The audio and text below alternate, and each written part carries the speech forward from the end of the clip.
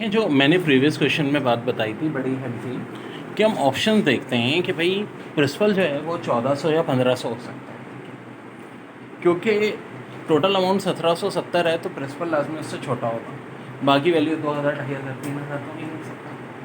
अब मैंने सिंपल कहा कि भाई 1400 या 1500 है, 1500 अपने पुट करके देखा है यहाँ पे, तो ऑब्वियस सी बात है। अच्छा 1500 को क्यों पहले चेक करेंगे? सुनिए, हमेशा ऐसे ऑप्शन चेक करने चाहिए जिनमें राउंड फिगर या तो 0 या 5 मौजूद हो, लाइक 500, 1500 ज़्यादा इजी होता है और चांस भी उनका ज़्यादा होता है। 2 0 कैंसिल। अब 118 को आपको मल्टीप्लाई किससे करना है? 15 से करके देख लीजिएगा, यही आएगा 1770। तो यही देखिए, कार गैस टैंक ये साल बहुत आया पेपर में, is half filled. If 8 gallons are added, कितने गैलन है रे? 8 gallon. The tank fill become 7/8 fill. What is the full capacity of the tank? देखो फ्रैक्शन के प्रॉब्लम में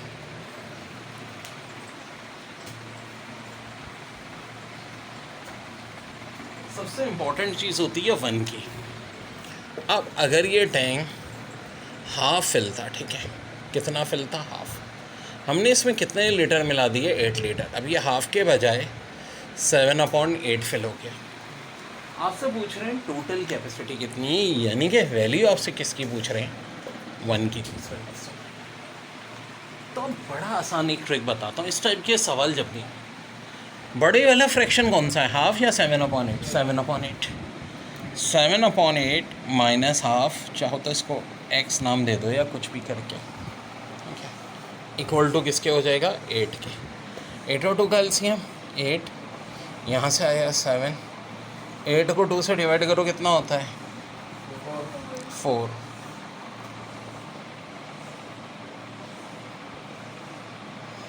ठीक है, ये x हो जाएगा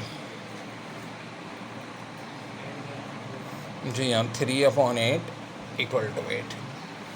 अब देखो हमें 1 वैल्यू या कह लो x वैल्यू चाहिए, तो 3/8 है, तो क्या करो, दोनों साइड को 8/3 से मल्टीप्लाई करो। किससे मल्टीप्लाई कर दोगे? 8/3 से।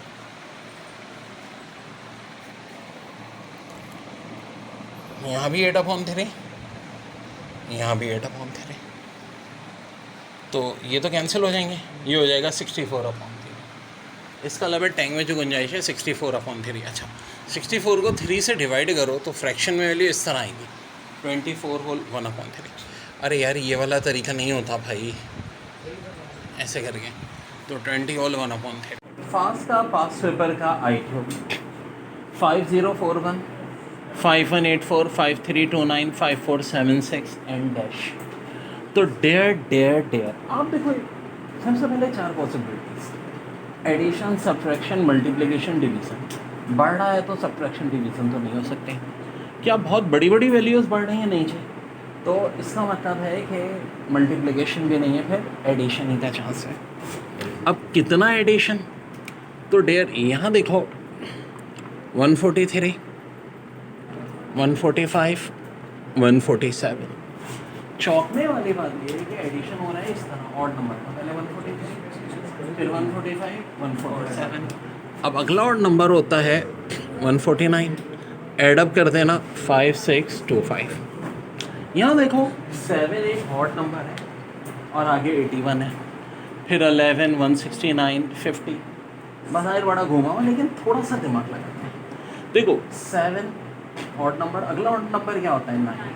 7 के आगे 9 का स्क्वायर लिखा है, 9 के बाद अगला ऑड नंबर होता है 11, और फिर 11 के बाद अगले ऑड नंबर 13 का स्क्वायर लिखा है 169। तो फिर उसके बाद 13 के बाद अगला ऑड नंबर क्या होता है? 15। 15 के बाद अगला ऑड नंबर 17, तो उसका स्क्वायर आएगा। यानी कुछ ऐसा पैटर्न है कि एक ऑड नंबर, फिर अगले ऑड नंबर का स्क्वायर, फिर अगला ऑड नंबर, फिर उसके अगले ऑड नंबर का स्क्वायर। यहाँ देखो इंग्लिश, फिर कह रहा हूँ इंग्लिश जो पहली बार सुन रहे हैं भाई, खास तौर पर ऑनलाइन में, एक बार आपने कॉपी में लिखना है कि A बराबर 1 के, B बराबर 2 के, C बराबर 3 के, ठीक है, कॉपी को सामने होगी, तो उस हिसाब से Z आएगा 26, फिर V 22, R 18, N 14।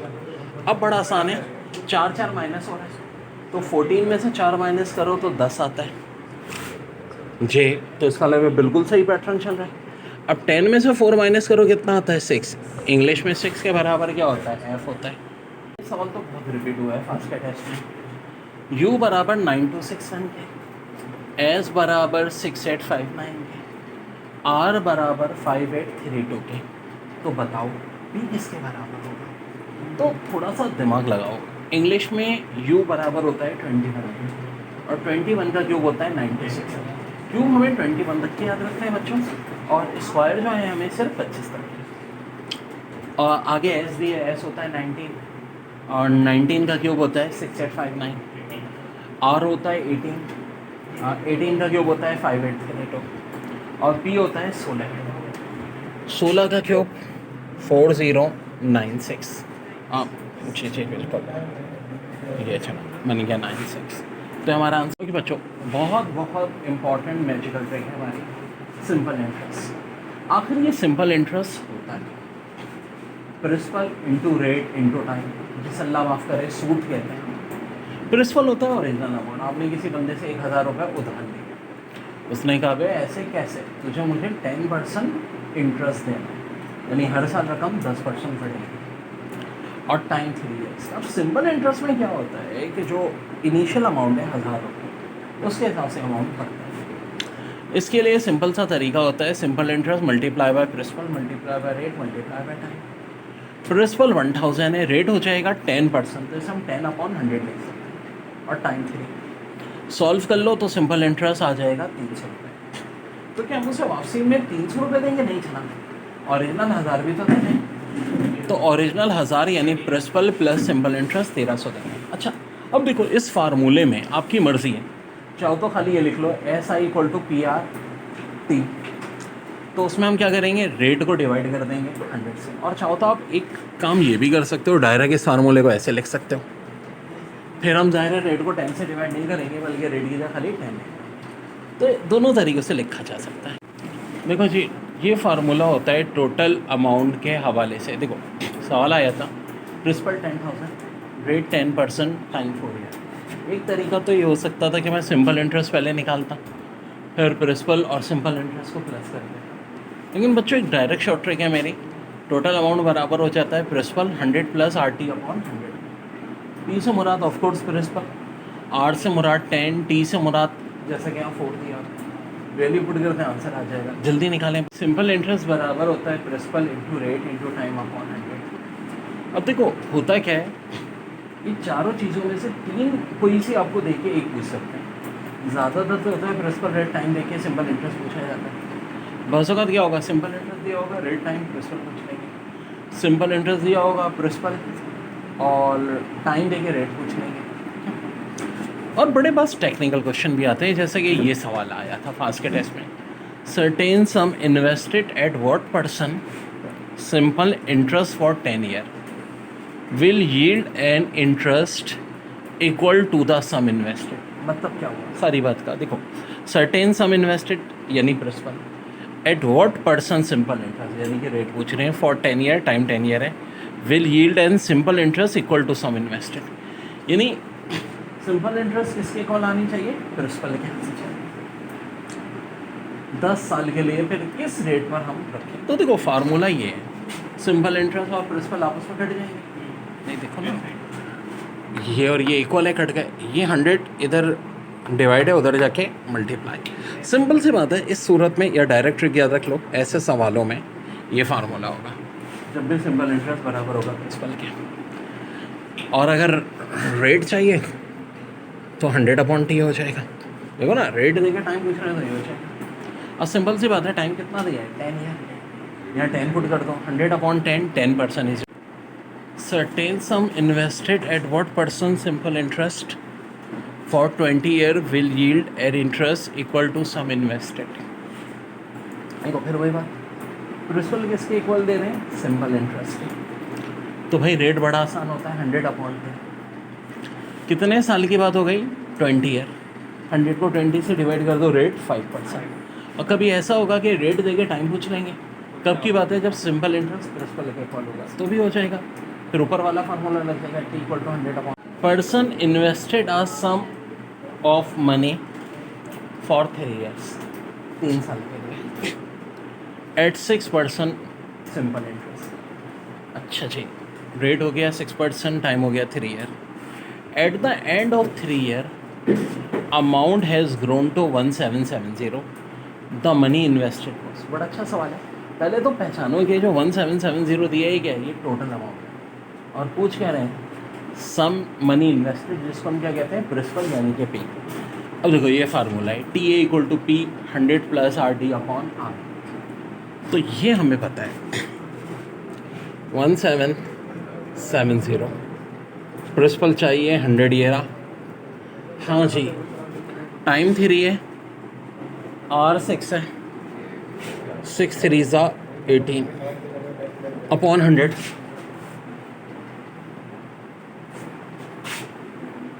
अब क्रॉस मल्टीप्लाई कर लें, ये 100 मल्टीप्लाई और 100 प्लस 18 118 उधर जाके डिवाइड। ऑब्वियस सी बात है, काटने में 100 से कभी मत काटो, कैलकुलेशन मुश्किल होगी। ज़्यादा बेहतर क्या होता है कि आप बाकी चीज़ों से काटो। बाकी चीज़ यानी कि जैसे कि अगर हम इसको 2 के टेबल से काट सकते हैं जी, तो 59 आ रहा है, ठीक है जी। तो इसी तरह से आप कंटिन्यूसली काट के इसको सॉल्व कर सकते हो। एक तरीका तो ये, लेकिन इससे ज़्यादा आसान तरीका है। देखो ऑब्वियस सी बात है, 118 से डिवाइड करना मुश्किल है, मल्टीप्लाई करना आसान है। फार्मूला है क्या, total amount equal to principal 100 plus R T upon 100। यानी कि आप देखो ना कि अगर हम प्रिंसिपल को 118 से मल्टीप्लाई करके 100 से डिवाइड करें तो क्या आना चाहिए, 1770 आना चाहिए। तो इसके लिए हम एक तरकीब और भी कर सकते हैं। वो तरकीब क्या है कि हम प्रिंसिपल के ऑप्शन देख लें। अच्छा एक बात सुन लो, टोटल अमाउंट हमेशा बड़ा होगा, प्रिंसिपल छोटा होगा। टोटल अमाउंट कितना है, 1770। तो ये 3 ऑप्शन तो हो ही नहीं सकते। अब ऑप्शन खाली क्या हो सकते हैं, 1400 और 1500, 1400 और 1500। हाँ, ये ट्रिक भी बड़ी अच्छी हो सकता है, एक ही ऑप्शन बचता, बाकी सारे जो हैं वो क्या होता, प्रिंसिपल की अमाउंट टोटल अमाउंट से बड़ी होती, जो कि हो ही नहीं सकती, क्योंकि प्रिंसिपल लाजमी क्या होना चाहिए, टोटल अमाउंट से छोटा होना चाहिए। अगर सारे ऑप्शन बड़े हैं तो जो ऑप्शन बचता वही आंसर होता। लेकिन यहाँ 2 बच रहे हैं, एक 1400 एक 1500। तो दोनों तरीके बता दिए, एक तो ये डिवीज़न करके भी हम कर सकते हैं, आंसर आ जाएगा। दूसरा तरीका क्या है कि पी की जगह आप 1400 पुट करके चेक करो, ठीक है। 1400 पुट करोगे और फिर इससे मल्टीप्लाई करोगे तो फिर आपका करेक्ट आंसर आ जाएगा। 1400 से आ रहा है या 1500 से आ रहा है, ये देखो 1770 किससे आ रहा है। तो अब हेडिंग बनाएं कंपाउंड इंटरेस्ट। देखो हमने एक सवाल किया था कि जी प्रिंसिपल 1000 रुपये, रेट 10%, टाइम 3 है, तो सिंपल इंटरेस्ट 300 आया था, टोटल अमाउंट 1300 आ गया। जब बात हुई थी सिंपल इंटरेस्ट की, लेकिन अब हम बात कर रहे हैं कंपाउंड इंटरेस्ट, जो हर साल रेट बढ़ता है। क्या कहानी होती है, अब यही सेम वैल्यूज़ ले लें, प्रिंसिपल 1000 ले लें, रेट 10% ले लें और टाइम 3 ईयर ले लें। अब देखते हैं टोटल अमाउंट कंपाउंड इंटरेस्ट का कितना आता है। वेल अब 1000 का इसमें क्या करेंगे, हम पहले 10% निकालेंगे। 1000 का 10% यानी मल्टीप्लाई बाय 10 डिवाइड बाय 100, जो कि 100 आ जाएगा। अब कहानी क्या होगी, ये 1000 100 में प्लस हो जाएगा 1100, ठीक है जी। पहले साल में अमाउंट होता है 1100, लेकिन अब जो हम इंटरेस्ट निकालेंगे वो किस में निकालेंगे, 1000 पे नहीं बल्कि 1100। ये होता है कंपाउंड इंटरेस्ट में, यानी 1100 का 10% निकाल के देखें, ओके ऑफ कोर्स 110 होगा। इस 110 को हम 1100 में ऐडअप कर लेंगे, 1210 अमाउंट। ये हो गई हमारी 2 साल के बाद। अब तीसरा साल हम क्या करेंगे, जो इंटरेस्ट लेंगे वो 1210 के ऊपर लेंगे। किसके ऊपर, 1210 के ऊपर। लीजिए भाई 10% निकालें, ये सारे ज़ीरोस कैंसिल, ये हो गया 121। 1210 में 121 ऐडअप कर लें, 1331। ये आपका क्या हो गया, टोटल अमाउंट। गौर से देखो तो उस वाले टोटल अमाउंट से ज़्यादा आ रहा है। कितना ज़्यादा आ रहा है, 31। ये भी सवाल आ सकता है कि 3 साल के बाद कंपाउंड इंटरेस्ट और सिंपल इंटरेस्ट का क्या फ़र्क आया, तो जी 31 आएगा। सिंपल इंटरेस्ट कितनी होगी, हाँ जी, प्रिंसिपल 1000 था, प्रिंसिपल 1000 था ना जो ओरिजिनल सम इन्वेस्ट था, सब्ट्रैक्ट कर दो, तो ये आ रही है 331। ऑफ कोर्स वहाँ 300 थी, यानी 31 रुपीज़ ज़्यादा आ रही है। तो ये किस चीज़ का कॉन्सेप्ट हुआ, वेरी इंपॉर्टेंट, कंपाउंड इंटरेस्ट। देखो फिर समझ लो, 1000 रुपये पे हमने 10% निकाला, 100 रुपये, 1000 में एडअप कर दिया 1100। अब जो इंटरेस्ट लिया हमने 1100 का, 1100 का 10% 110 एडअप कर दिया 1210, फिर 1210 का 10% लिया जो कि 121 हो गया, ये हो गया 1331। इसका टॉपिक बहुत इंपॉर्टेंट है, ये पॉपुलेशन प्रॉब्लम में भी आ जाता है। गौर से देखो, सवाल ये भी हो सकता है कि जी प्रिंसिपल 10,000 है, टाइम 3 साल है और रेट 5% है, तो 3 साल के बाद कंपाउंड इंटरेस्ट के हिसाब से टोटल अमाउंट वही तरीका हम यूज़ करेंगे। लेकिन ऐसे भी तो आ सकता है कि एक टाउन की पॉपुलेशन जो है वो कितनी है, 5%। कितनी है, 5%। तो बताएं 3 साल के बाद, कितने साल के बाद, 3 साल के बाद टोटल अमाउंट कितनी होगी। तो देखो जो तरीका मैंने अभी बताया है उससे भी हम आसान कर सकते हैं, बजाय इसके कि हम 10,000 का 5% 3 दफ़ा निकालें। एक और बड़ा आसान तरीका क्या, 10,000 है, हाँ जी, 100 + 5 कितना होता है, 105। मैंने ऐसा क्यों किया, कितना रेट दिया है, 5%। अगर 10% दिया होगा तो क्या हो जाएगा, 110 कर देंगे। 15% होगा तो 100 में 15 प्लस कर दो, 115 हो जाएगा। अब टाइम अगर 3 साल है तो इस वैल्यू को मल्टीप्लाई करेंगे 3 दफ़ा। 3 दफ़ा क्यों, क्योंकि देखो टाइम 3 साल के बाद है, टाइम 3 या ज़्यादा था 4, इससे ज़्यादा नहीं आता, डोंट वरी। अरे पॉसिबल ही नहीं है, इस जनरल की कोई दुश्मनी थोड़ी है। पता चला 50,000 साल तक वो बोले कंपाउंड इंटरेस्ट निकाला, वो बात पागल है वो भी, फिर इस सवाल को ही छोड़ देना यार। ठीक है जी, 10,000 अमाउंट, 105/100, 105/100, 105/100, कितनी दफ़ा मल्टीप्लाई कर दो, 3 दफ़ा, आपका आंसर आ जाएगा। ठीक है बच्चों, निकालो ज़रा इसका। कभी कभी ऐसा बहुत कम होता है, देखो ज़्यादातर जो सवालात आते हैं उनमें रेट 10% होता है, बहुत कम ऐसा होता है कि रेट 10% ना हो, जैसे कि 5 या 15। और कभी कभी एग्जामिनर का बहुत दिमाग ख़राब हो जाता है, पेपर बना रहा था, बीवी ने जानबूझ के खौलती भी चाय गिरा दी, फिर तो बच्चों को बैंड बजाएगा। उसने क्या कहा, पहले साल रेट 5%, दूसरे साल रेट 10%, तीसरे साल रेट 15%। या पॉपुलेशन में भी सवाल ऐसे आ सकते हैं, एक टाउन की अभी पॉपुलेशन 10,000, बिल्कुल सेम तरीका होता है कंपाउंड इंटरेस्ट का और पॉपुलेशन प्रॉब्लम्स का। पहले साल 5% आबादी बढ़ी, दूसरे साल 10%, तीसरे साल 15%। तो बताओ आबादी कितनी हो गई। तो भाई 10,000 को पहले मैं मल्टीप्लाई कर रहा हूँ 105/100 से। 105 से क्यों, क्योंकि 5 है, 100 + 5 होता है। फिर मल्टीप्लाई कर रहा हूँ 110/100 से, फिर मल्टीप्लाई कर रहा हूँ 115/100 से। अब देखो जो जो कटता है काटो, ये 2 ज़ीरो मरे, ये 2 ज़ीरो मरे, ये 1 ज़ीरो मरा, बाकी भी सब कट कटा के इन दी एंड आपका आंसर आ जाएगा। ठीक है बच्चों, देखो कंपाउंड इंटरेस्ट में तो इस तरह का क्वेश्चन नहीं आता, लेकिन पॉपुलेशन में आता है क्या, पॉपुलेशन डिक्रीज का। जैसे कि अभी टाउन की पॉपुलेशन 10,000 है, पहले साल 5% डिक्रीज हुई, दूसरे साल 10% डिक्रीज हुई, थर्ड ईयर 15% डिक्रीज हुई। तो बताओ 3 साल के बाद पॉपुलेशन कितनी होगी। तो देखो आप 100 में 5 प्लस नहीं करेंगे, बल्कि जी माइनस कर देंगे, हो जाएगा 95। 100 में से 10 माइनस किया 90, 100 में से 15 माइनस किया 85। जी हाँ, पॉपुलेशन इंक्रीज के बजाय क्या हो गई, डिक्रीज। तो हम क्या करेंगे, माइनस करते रहेंगे। वैसे ही ज़ाहिर है 10,000 या जो भी अमाउंट दिया उससे मल्टीप्लाई हो जाएगा, इनमें आंसर आ जाएगा भाई। 91 से 90 1 माइनस, फिर 90 से 100 10 प्लस। पहले तो नोट कर लो हमेशा क्या हो क्या रहा है, 1 माइनस 10 प्लस, फिर 100 से 97 3 माइनस। अच्छा इसको ज़ाहिर करेक्ट कर लीजिए, ये 120 के बजाय इसको लिख लें 117। ठीक है, ये 20 प्लस, फिर ये 112। जी देखें, पहले 91 में 1 माइनस हुआ 90, फिर 90 में 10 प्लस हुआ 100, 100 में 3 माइनस हुआ 97, फिर 20 प्लस हुआ 117, फिर 5 माइनस हुआ 117 में 112, फिर 30 प्लस हुआ 142।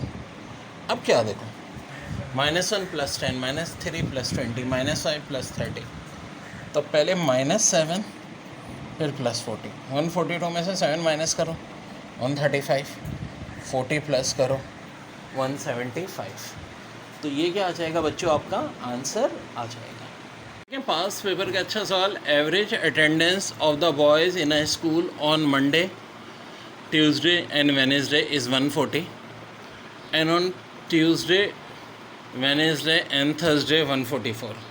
If there be 130 boys present on Thursday, the number of boys present on Monday. यार बड़ा धुआंधार सवाल है। अब इतने चक्कर में मत पड़ो, सिंपल ये देख लो कि मंडे, ट्यूसडे, वेडनेसडे का जो एवरेज टेम्परेचर है वो है 140। ठीक है, आसान से ट्रिक बताता हूँ। फिर ट्यूसडे, वेडनेसडे और थर्सडे का जी 144। तो खाली थर्सडे का 130 है। नंबर ऑफ़ बॉयज़ या टेम्परेचर दोनों तरफ एक ही साल होते हैं, यहाँ बात नंबर ऑफ़ अटेंडेंस की 130 है। तो बताओ मंडे को कितने होंगे। अब देखो एक थोड़ा सा दिमाग का इस्तेमाल। मंडे, ट्यूसडे, वेडनेसडे का एवरेज 140 है, ट्यूसडे, वेडनेसडे, थर्सडे का 144 है। किसका ज़्यादा है? इसका ज़्यादा। देखो ट्यूसडे, वेडनेसडे तो यहाँ भी है, यहाँ भी है, बस मंडे की जगह थर्सडे हुआ तो ये ज़्यादा हो गया। इसका मतलब है ऑफकोर्स थर्सडे का टेम्परेचर मंडे से ज़्यादा है या मंडे का थर्सडे से कम है। अब कितना कम है इसके लिए बड़ी ट्रिक है मेरी। इन दोनों का डिफरेंस देखो कितना है, 4, और दिन कितने हैं, 3। तो 130 में से माइनस कर दो 3 मल्टीप्लाई बाय 4। 3 मल्टीप्लाई बाय 4 कितना होता है, 12। 130 में से माइनस करो 12, 118। देखो इस टाइप के सवाल बहुत आते हैं।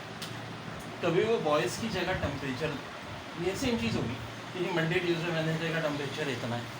चलो एक अपने पास से बना लेते हैं। फ़र्ज़ करो ये सवाल होता मंडे, ट्यूसडे, वेडनेसडे का टेम्परेचर है 39। ठीक है, ट्यूसडे, वेडनेसडे, थर्सडे का एवरेज टेम्परेचर है 42। ठीक है, सो अगर थर्सडे का टेम्परेचर जो है वो 49 है तो बताओ मंडे का कितना होगा। वही सेम बात, ट्यूसडे, वेडनेसडे कॉमन है, यहाँ मंडे की जगह थर्सडे हुआ, कितना बढ़ रहा है, 3 बढ़ रहा है ना। तो ऑफकोर्स थर्सडे का ज़्यादा है, मंडे का कम होगा। कितना कम होगा, हाँ जी, इन दोनों का डिफरेंस कितना है, 3। और दिन कितने हैं, ये भी 3 है। 3 3 9, 49 में से 9 माइनस कर दो, मंडे का आंसर 40।